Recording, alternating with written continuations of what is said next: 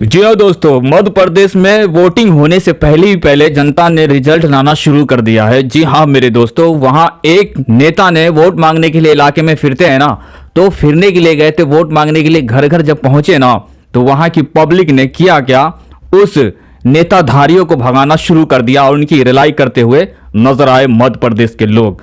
तो वोटिंग से पहले ही पहले रिजल्ट देना शुरू कर दिया जनता ने। तो इससे यह समझ में आ रहा मेरे दोस्त कि जनता जाग चुकी हुई है, वो पहचान चुकी हुई है कौन है असली और कौन है नकली। बाकी आपकी क्या है राय, अपना राय विचार नीचे कमेंट में दे सकते हैं। तो चलते हैं अब आगे की तरफ। अगला अपडेट है मेरे दोस्त, बॉलीवुड के एक्ट्रेस नाना पाटेकर को लेकर।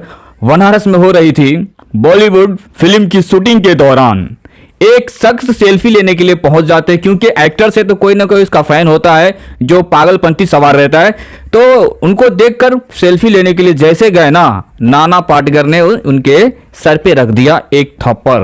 ये वीडियो हो रहा है बहुत ही वायरल। बाकी आपका क्या कुछ कहना है ना, आप अपना राय विचार नीचे दे सकते हो। मतलब हम जिनके दीवाने होते हैं ना, जिनके हम फैन होते हैं ना, जिनके फिल्मों के, जिनके डायलॉग के दीवाने होते हैं ना, वो अगर रियल लाइफ में हमें मिल जाता है ना, अगर हम एक सेल्फी लेने की कोशिश कर रहे होते हैं तो उसके साथ इस तरीके का बर्ताव करते हैं एक्टर्स लोग। बताओ, वो हमसे है, हम उनसे नहीं है, वो हमसे है। तो जिनकी वजह से वो कमा रहा होता है, जिनकी वजह से उनकी फिल्में चल रही होती है, उन लोगों का रियल लाइफ में इस तरीके का रवैया शोभा नहीं देता है। बाकी आप क्या कुछ सोचते हो ना, नीचे अपना राय विचार रख सकते हो। तो जी हाँ दोस्तों, अगला अपडेट है टी राजा को लेकर। टी राजा फिर से अपने विवादित बयान के लेकर इस बार फिर से चर्चों में नजर आ रहे हैं, जिसने मुसलमान शब्द को गाली दिया है। और इनका हमेशा से स्पीच उसी तरीके का ही रहता है कि एक कम्युनिटी को हमेशा टारगेट बनाकर रहता है। और इसी को लेकर पिछले साल ये जेल में गए हुए थे और इनको बीजेपी ने हटाया भी था। लेकिन देखा क्या, इनके बगैर अब हमारा गुजारा नहीं है, तो इनको फिर वापस ले लिया और कुछ कानूनों के साथ, कुछ रूल्स के साथ इनको छोड़ा गया था कि इस तरीके का बयान फिर दोबारा ना करेंगे। लेकिन वो कुछ ही दिनों के बाद फिर से विवादित बयान लगातार देता ही नजर आ रहा है, लगातार दे ही रहा है। लेकिन इस बार फिर से एक बड़ा बयान देता हुआ नजर आया टी राजा। बयान कैसा, थोड़ा सा क्लिप देखो आप। बस ज्यादा मत देखो। तो मुसलमान शब्द को, जितने मुसलमान हैं सबको आतंकवादी कह रहा है, और दूसरा ये हरामी मुसलमान। तो कितना गंदा लैंग्वेज यूज कर रहा है टी राजा। इन पे कोई भी एफआईआर नहीं हो रहा है, लेकिन ट्विटर पे इस टाइम लोग क्या कुछ लिख रहे हैं, सब अपना अपना रिएक्शन, अपना अपना राय लिख रहे हैं। कोई इसको बारे में अरेस्ट की दोबारा से मांग कर रहे हैं, लेकिन क्या कुछ होता है वो तो आने वाला वक्त ही बताएगा। तो इस बार फिर से विवादित बयान के लिए टी राजा चर्चे में है मेरे दोस्त। और ऐसे ही में मेरे दोस्त एक और वीडियो निकल के आ रहा है फारुखाबाद से, जहां पे भी हेट स्पीच का नारा निकाला गया।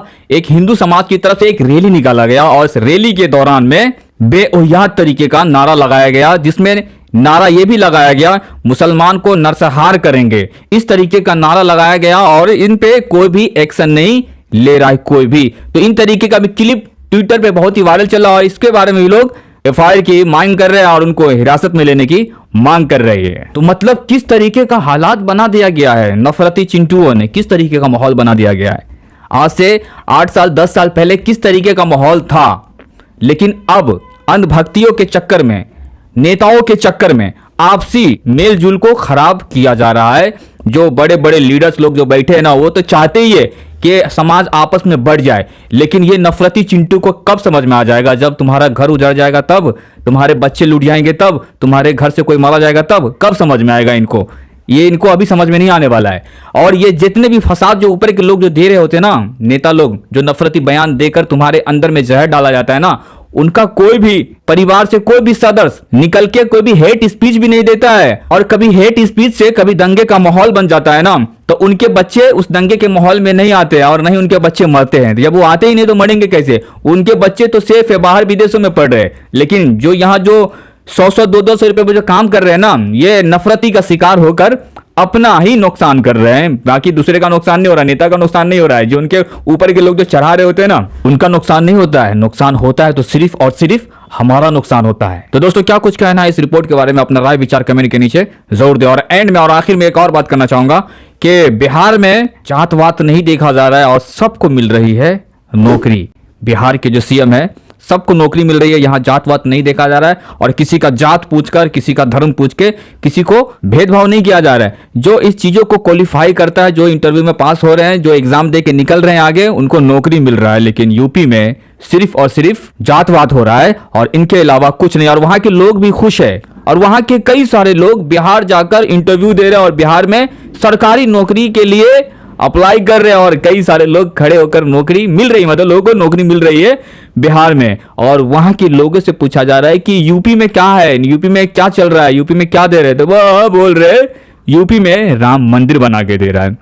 तो वहां के लोगों को न नौकरी चाहिए, न शिक्षा चाहिए, चाहिए तो चाहिए सिर्फ और सिर्फ मंदिर। तो आखिर में हमने आपसे छोटी सी ये बात रख दी। बाकी आप क्या कुछ सोचते हैं ना, अपना राय विचार नीचे जरूर दे सकते हो। और हाँ, ये वीडियो हम अब YouTube पर भी डालने वाले हैं। ऐसे तो इस तरीके का वीडियो हम न्यूज़ पे जो काम कर रहे थे सिर्फ और सिर्फ फेसबुक पर्सनल स्पीकिंग के लिए काम कर रहे थे, लेकिन आहिस्ता आहिस्ता मैं ये भी कोशिश करूंगा अपने YouTube चैनल पे नेटवर्क मार्केटिंग के साथ साथ वहां न्यूज़ों के बारे में भी इंफॉर्मेशन दिया जाए। जो ट्रेंडिंग टॉपिक चल रहा होता है ना, क्या चल रहा होता है सोशल मीडिया पे, वायरल खबर पे भी हम बात रखेंगे। और क्या कुछ रिजल्ट आता है ना, वो तो बात की बात है। बाकी आप लोग जहां भी हो, जिधर भी हो ना, हर हाल में रखना अपना ख्याल। मिलते हैं फिर एक और धागा वीडियो के साथ।